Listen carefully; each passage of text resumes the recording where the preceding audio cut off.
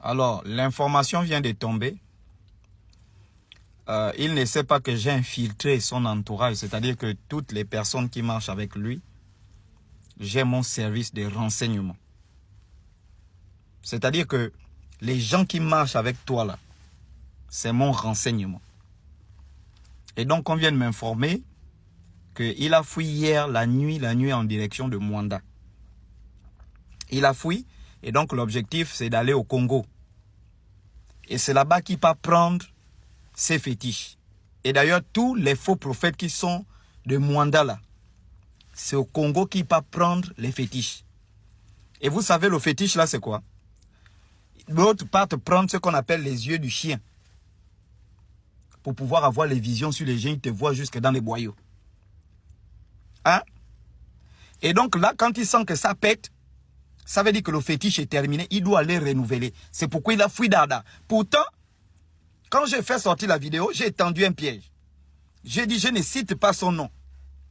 Et lui-même, il a commencé à se dévoiler. Il a commencé à appeler les gens. C'est comment? Qu'est-ce qui se passe? Pourquoi? C'est qu'en tout cas, ce que Chocolat dit, je n'ai pas peur de lui. Je l'atteins ici, là. J'ai fait sortir la vidéo avant hier. Hier, le gars a fui l'église.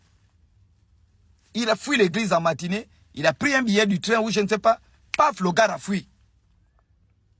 J'ai dit, hein, si c'était un enseignant qui torturait ses élèves comme ça là dans un bureau, l'enseignant devait être arrêté depuis.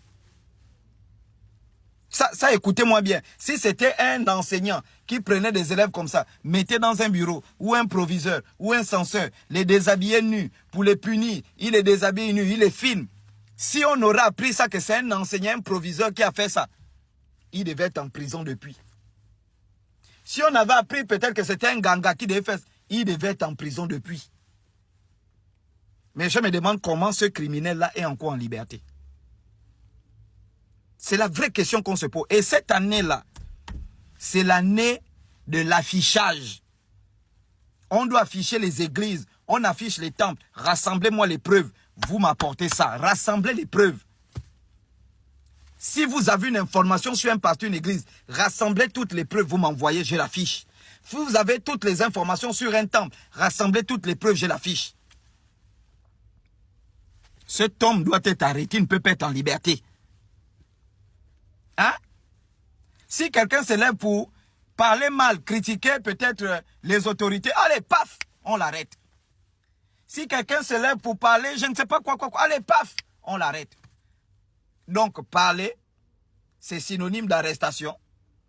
Mais violer, torturer, attacher ses fidèles, filmer, menacer de publier leurs vidéos, on est en liberté complètement.